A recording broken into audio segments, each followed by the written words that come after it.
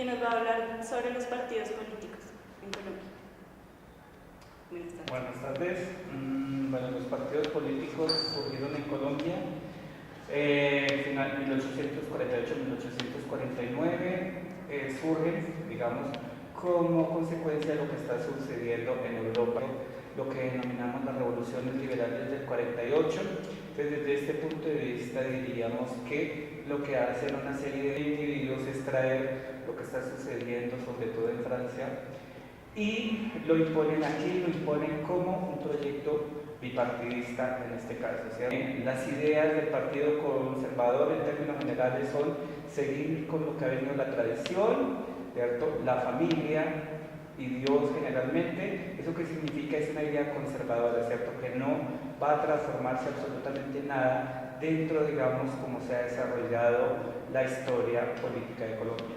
Mientras que las ideas liberales, ahí sí ya hay una transformación grande. Estamos hablando, por ejemplo, una de las posiciones, ¿cierto?, de los liberales es el anticlericismo. ¿Eso qué significa? Necesariamente que ellos llevan a cabo eso que se denomina la separación de iglesia y Estado. ¿Cierto? El Estado no debe intervenir en asuntos de religión y la religión, por ejemplo, no puede tener en ese ejercicio inferencia en los procesos de educación. Eso significaría, como lo vamos a ver más adelante, por ejemplo, la expulsión de los jesuitas, se le quita el dominio de la educación cuando los liberales están en el poder, para que no haya ninguna interferencia de, diríamos, la religión en los procesos que son propios del Estado.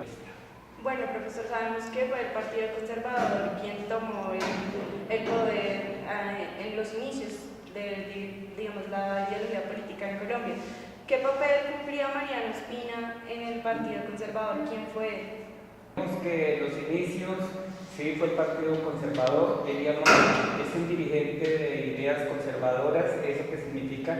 Que es de una familia oligárquica, de las oligarquías, ¿cierto?, tradicionales desde el proceso de independencia.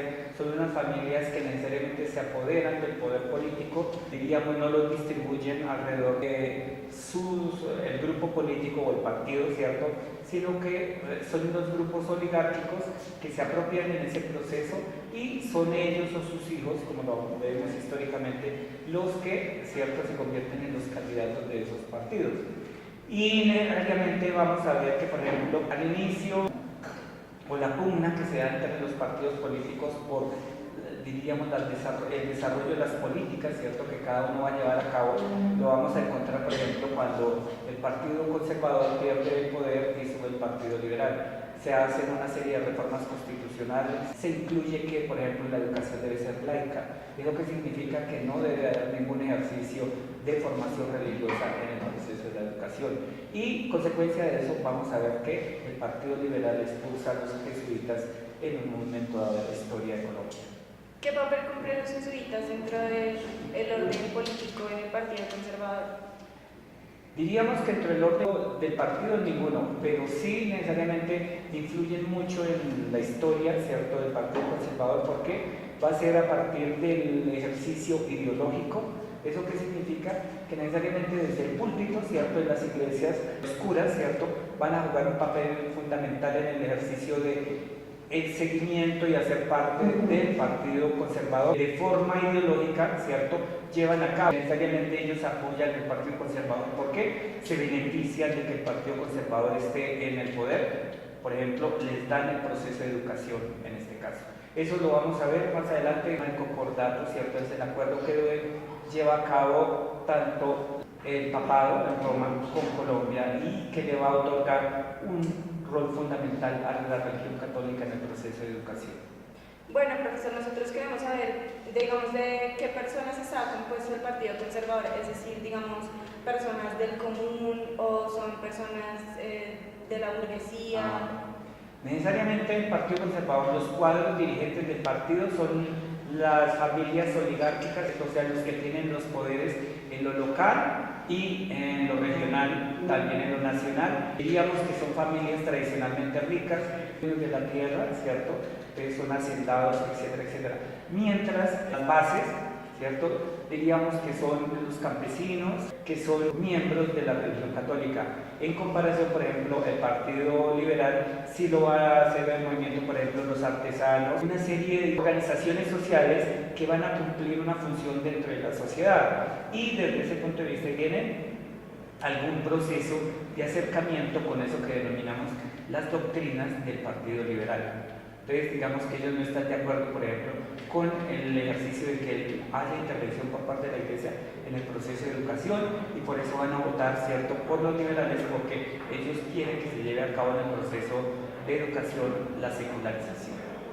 Bueno, y hablando de los liberales, ¿por qué razón exalta fue que los liberales expulsaron totalmente, digamos, del territorio político y de la educación a los jesuitas? Si veníamos de una tradición educacional muy católica, muy religiosa por parte del Partido Conservador.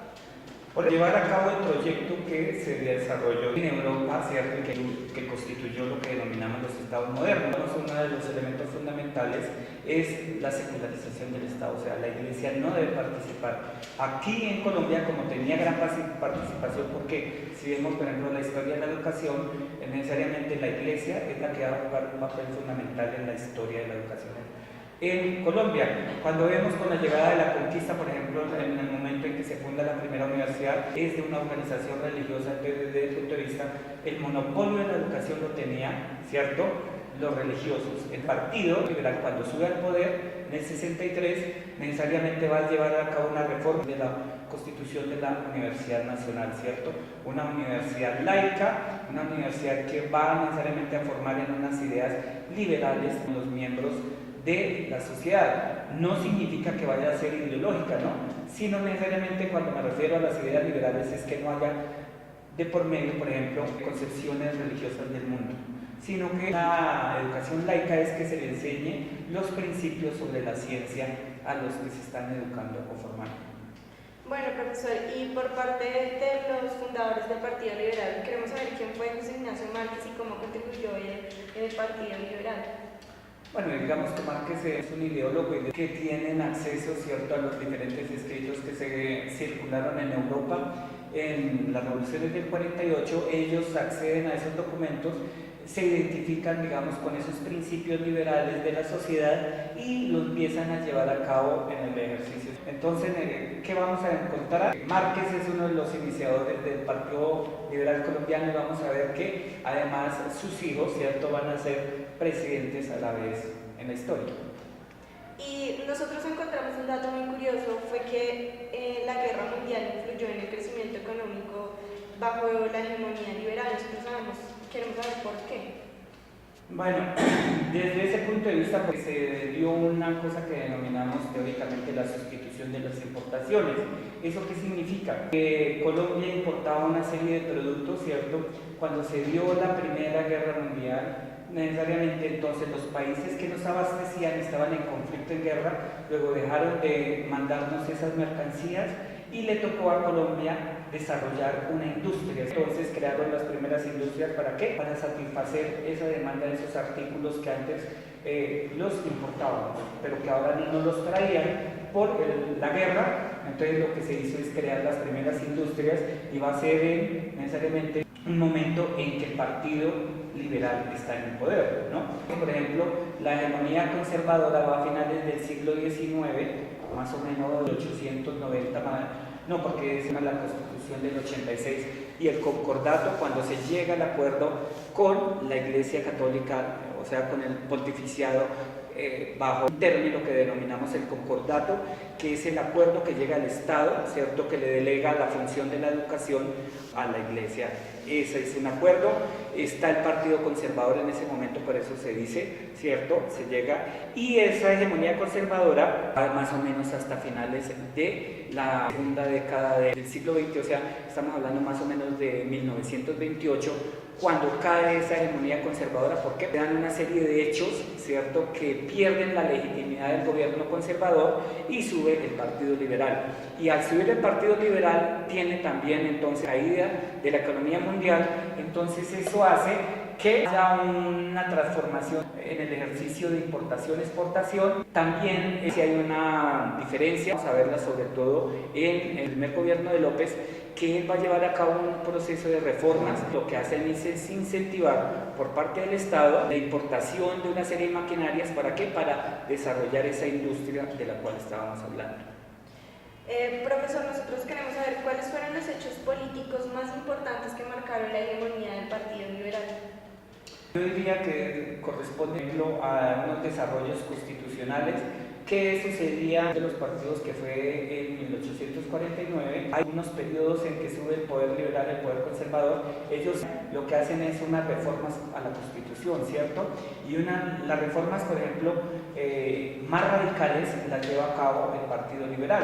Y por eso se dan una serie de enfrentamientos entre el Partido Liberal y el Partido Conservador, porque esas reformas radicales del Partido Liberal, que su objetivo, su función, minar el poder, ¿cierto?, que tenía el Partido Liberal, y a la vez transformar la sociedad, digamos, dejarla de lado conservadora, modernizarla, para hacer que se convirtiera en un Estado moderno, lo cual ningún partido logró.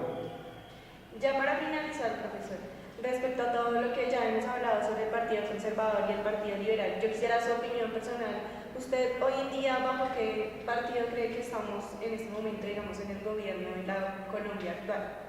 Bueno, yo diría que sobre todo después del acuerdo, ¿cierto?, eso que se denomina el Frente Nacional, aquel ejercicio que se pusieron de acuerdo los liberales y los conservadores para acabar la violencia, que se generó a partir del 9 de abril del 48, es que se habían turnado, ¿cierto? Uno tenía en un periodo el poder, el siguiente el otro, etc. Eso duró hasta el 74, cuando se acabó el Frente Nacional, y de ahí en adelante yo diría que empezamos a ver, ¿cierto?, que no encontramos ya claras diferencias ideológicas. Ahora no vemos, digamos, el Partido Liberal y el Partido Conservador tienen las mismas ideas. ¿Cuáles son las mismas ideas?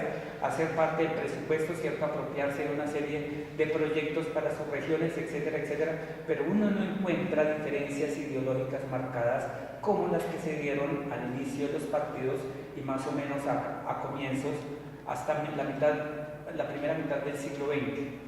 De ahí en adelante yo creo que la segunda mitad del siglo XX, sobre todo a partir de la década de los 70, no encuentro diferencias marcadas entre el Partido Conservador y el Partido Liberal.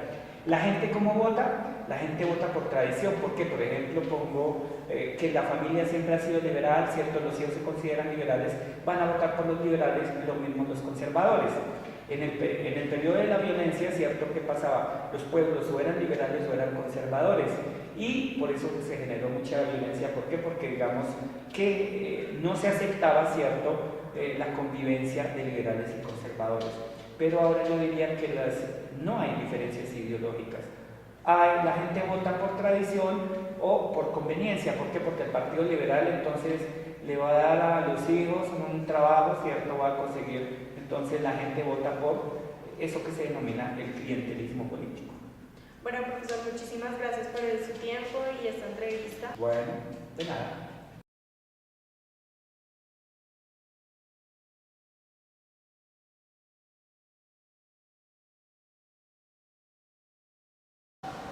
Buenas tardes, me encuentro con el profesor de la Universidad Central, Javier Gachana, quien tiene estudios en Administración Pública y Ciencia Política de la Escuela Superior de Administración Pública, estudios en Filosofía de la Universidad Nacional y Andes de la ciudad de Bogotá, y próximamente doctor en Filosofía de la Universidad de Barcelona en España. Buenas tardes, profesor. Nosotros queremos hablar sobre el Frente Nacional. Queremos saber en qué consistió.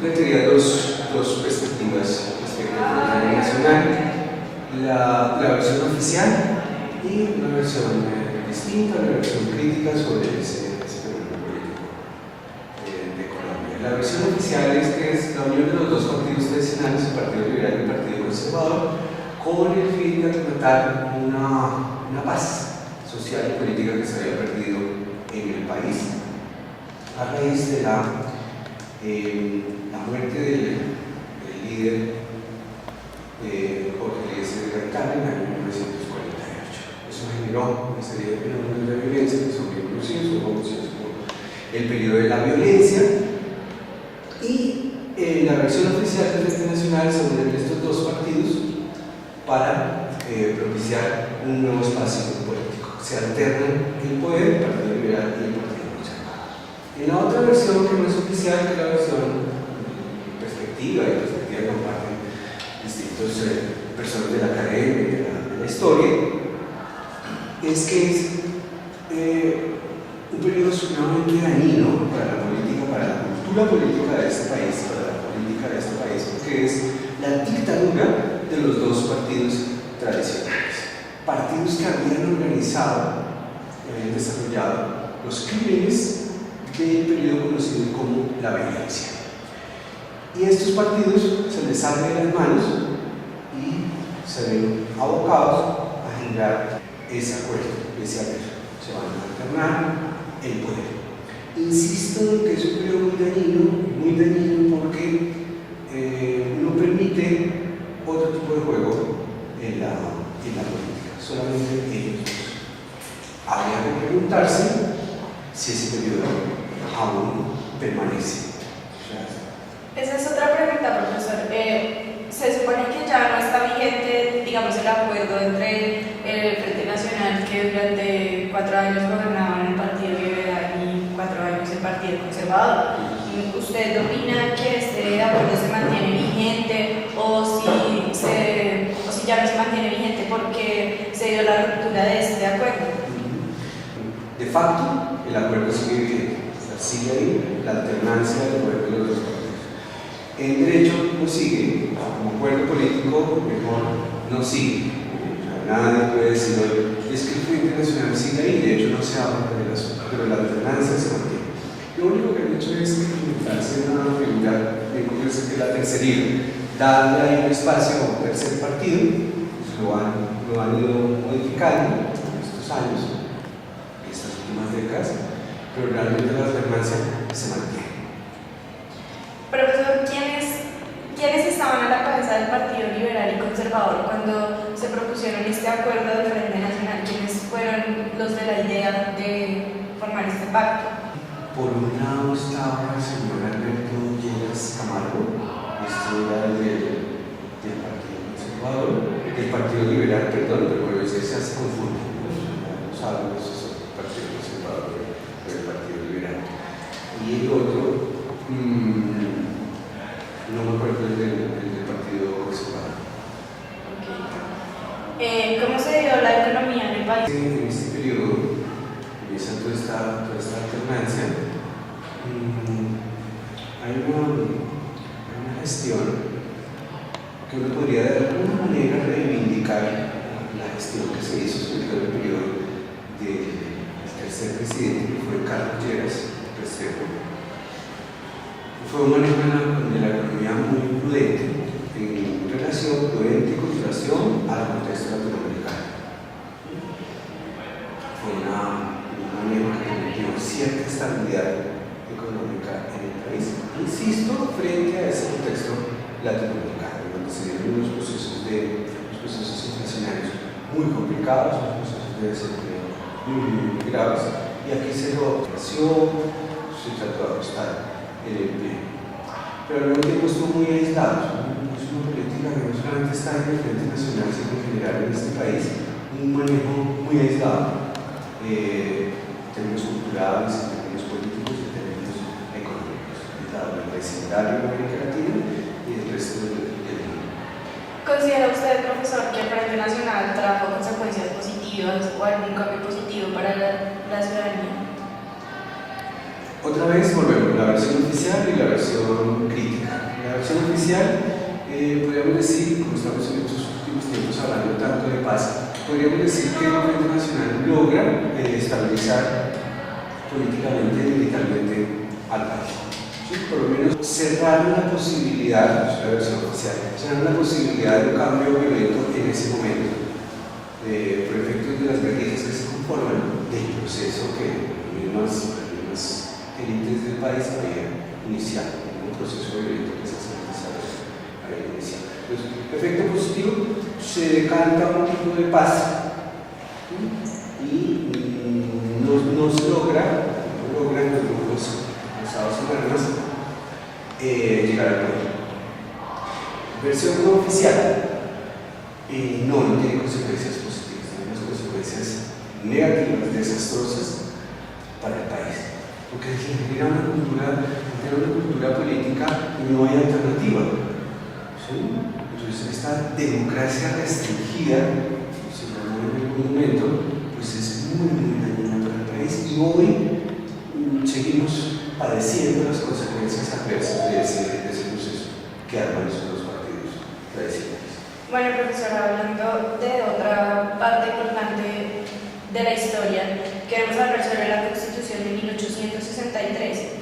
Queremos saber quién la creó y cuáles, digamos, eran sus puntos principales sobre qué se regía esa Constitución.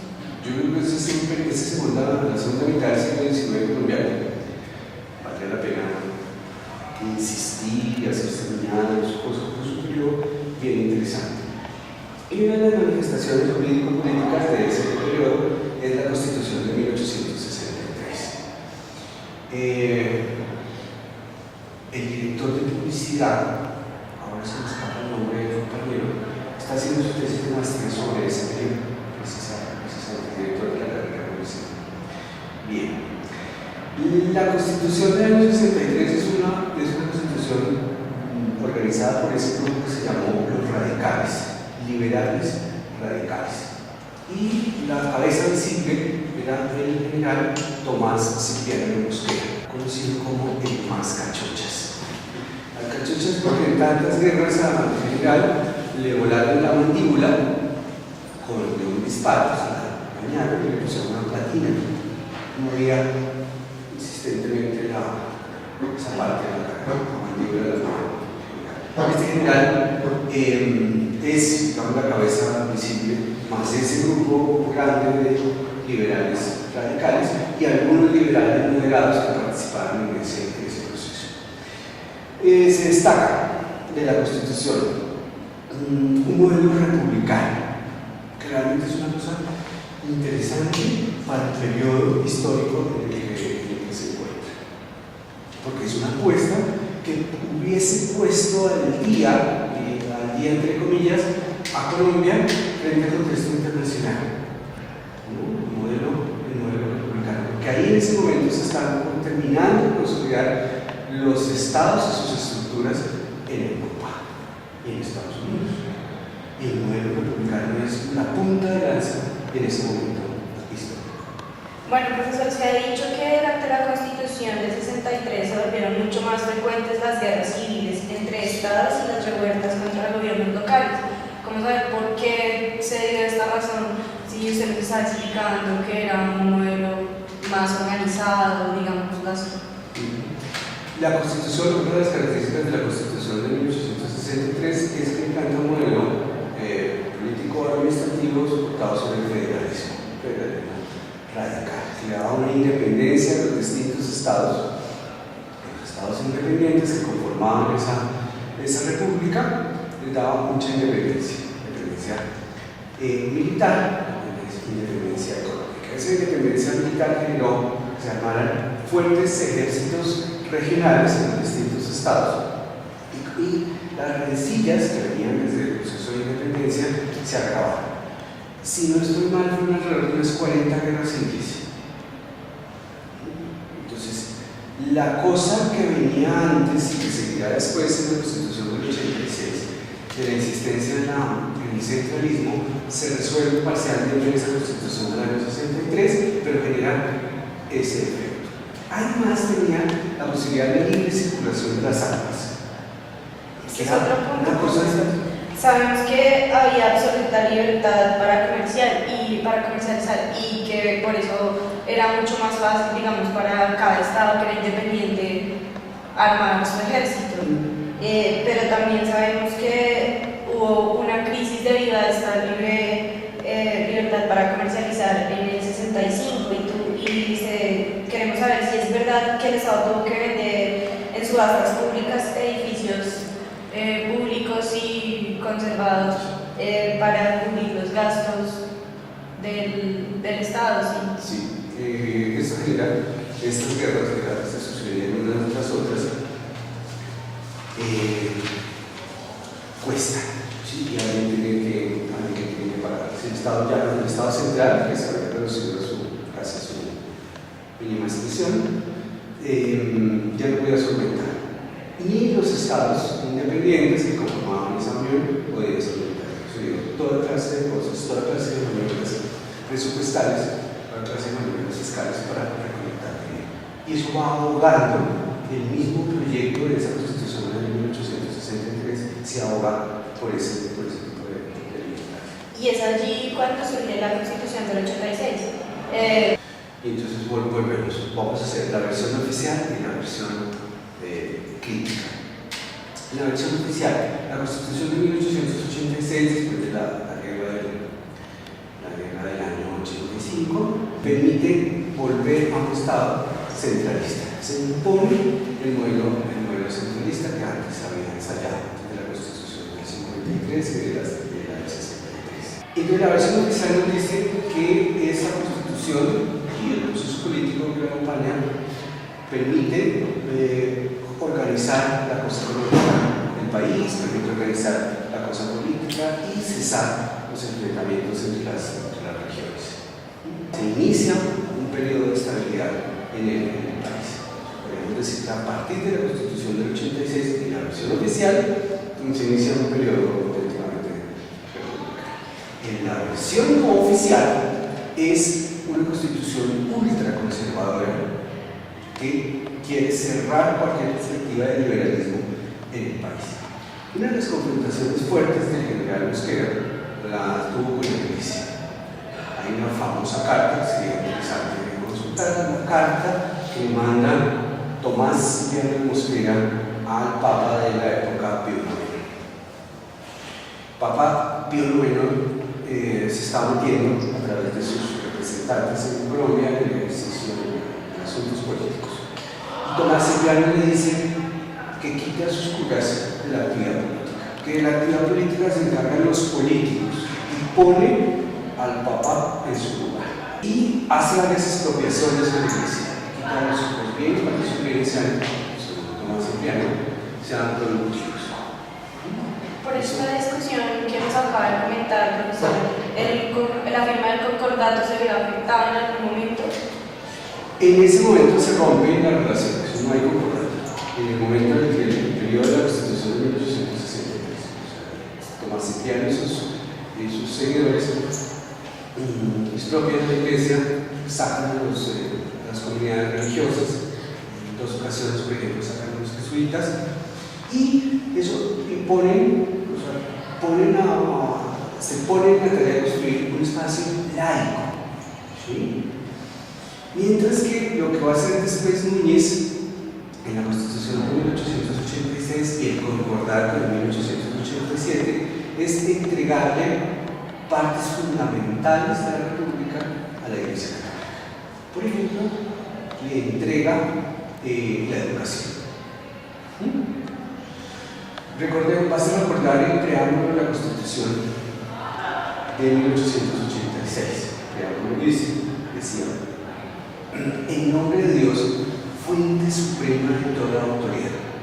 Es una inspiración claramente medieval. ¿Sí?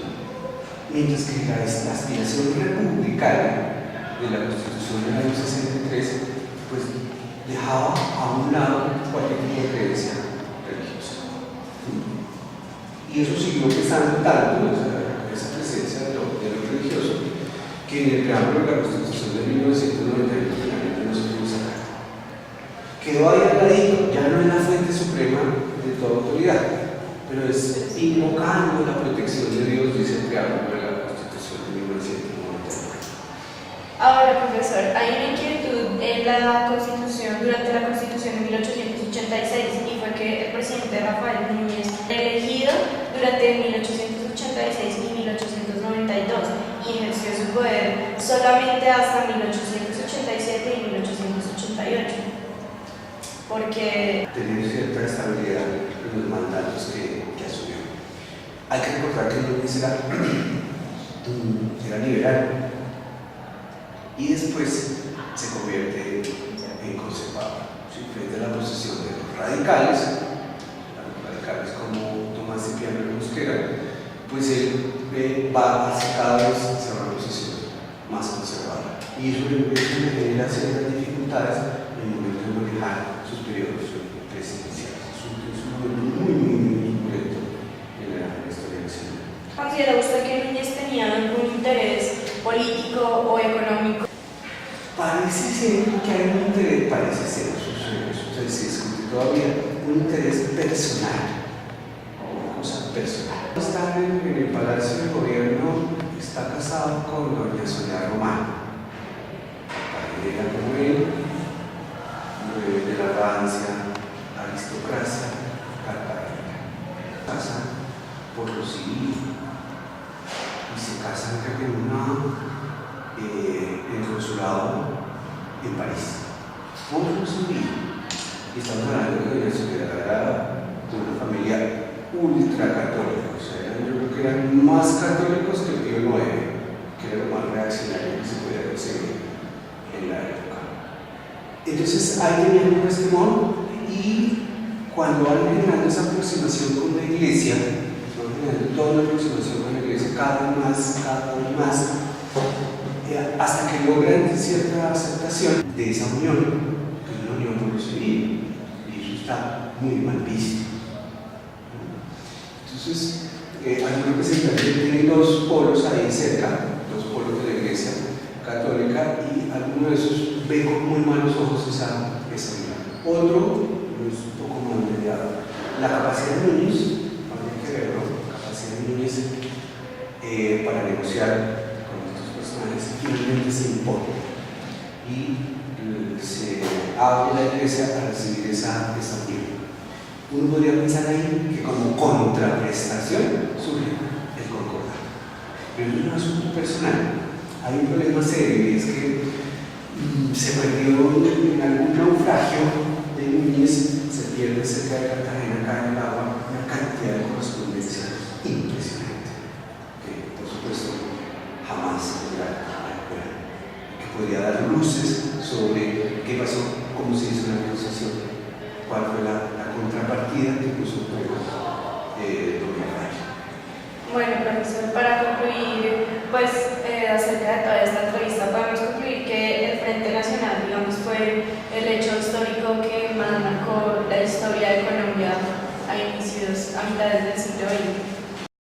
Una estratagema de la élite nacional que le permite una estabilidad política. Un acuerdo político que les permite superar parcialmente la guerra y les permite tener una solidez, compartir el poder. Esa cosa del bipartidismo, o sea, que lo podemos juzgar con dureza, nosotros comienza a revisar la historia del siglo XX, el mal llamado mundo democrático, o bien llamado mundo democrático, no sé, nos damos cuenta que el bipartidismo es una constante.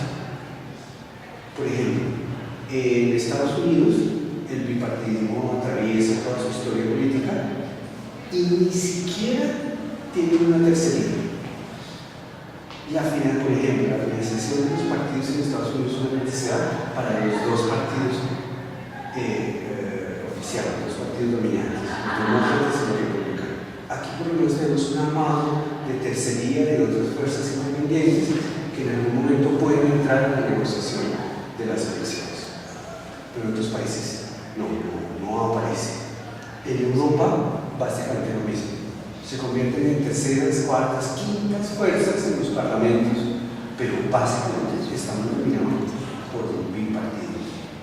Igual que en Colombia, yo pienso que es un esquema político muy dañino, porque es una cosa excluyente, claramente excluyente. Solamente tienen la posibilidad de participación política efectiva dos partidos. Y si eso es democracia, pues tenemos que revisar el concepto de democracia. Muchísimas gracias por su tiempo, profesor, y por esta entrevista. A ti muchísimas gracias a los compañeros.